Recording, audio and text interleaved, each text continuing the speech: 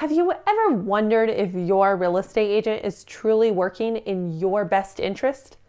The answer depends on the type of relationship you establish with them at the time that you hire them. Let's jump into it.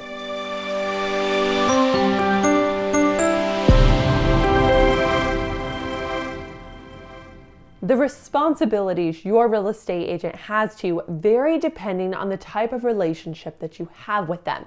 In real estate, not every agent is bound to represent you in the same way.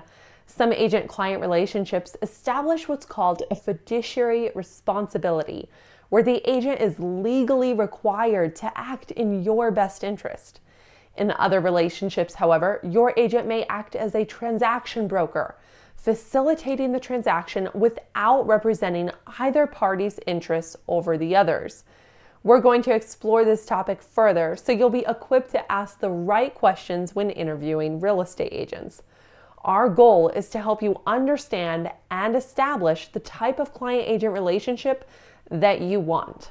When we talk about a real estate agent acting in a fiduciary capacity, we're saying that this agent has a legal and ethical duty to act in your best interests. Think of them as your coach. Just like a coach, their goal is to guide you through every move, to strategize with you, provide full disclosure, protect your confidentiality, and most importantly, offer you undivided loyalty. They're in your corner, fully committed to getting you the best possible outcome. If you want someone to advocate and negotiate on your behalf, whether you're buying or selling, the fiduciary coach is there to help you succeed. This is the type of relationship you'll want to establish with your real estate agent. On the other hand, some agents act as transaction brokers. Their role is to facilitate the transaction without representing either party in a fiduciary capacity. Think of them as referees in a game. A transaction broker ensures that the transaction is handled correctly, providing necessary information to you and following your instructions, but they do not advocate for one party over the other, nor do they negotiate on anyone's behalf. This type of agent can be preferred in certain situations. For example, if both the buyer and seller already know each other, like in a family or friends transaction, a transaction broker can help avoid conflicts and manage the process impartially. In straightforward deals, where both sides are in agreement, a transaction broker can focus on completing the paperwork efficiently and guiding you through the process of a home sale or purchase, but not on advocacy or negotiation. This arrangement can also be common in commercial or investment transactions, where experienced buyers and sellers prefer the logistical support a real estate agent offers without seeking the agent's opinions or advice. In these situations, a transaction broker may be the best option for your needs, as they facilitate the transaction while being impartial.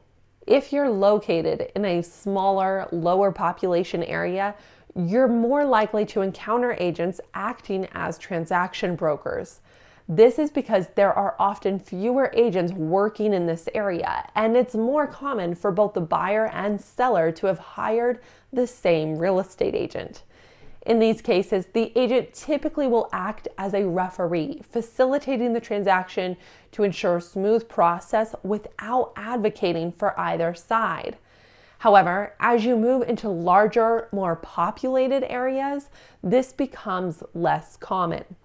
In these markets, buyers and sellers usually hire their own individual agents.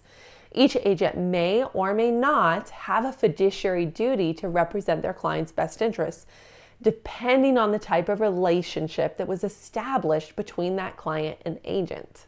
By now, I hope you have a clear idea of how you'd like your agent to represent you. Let's go over some key questions you should ask when interviewing a real estate agent to ensure you understand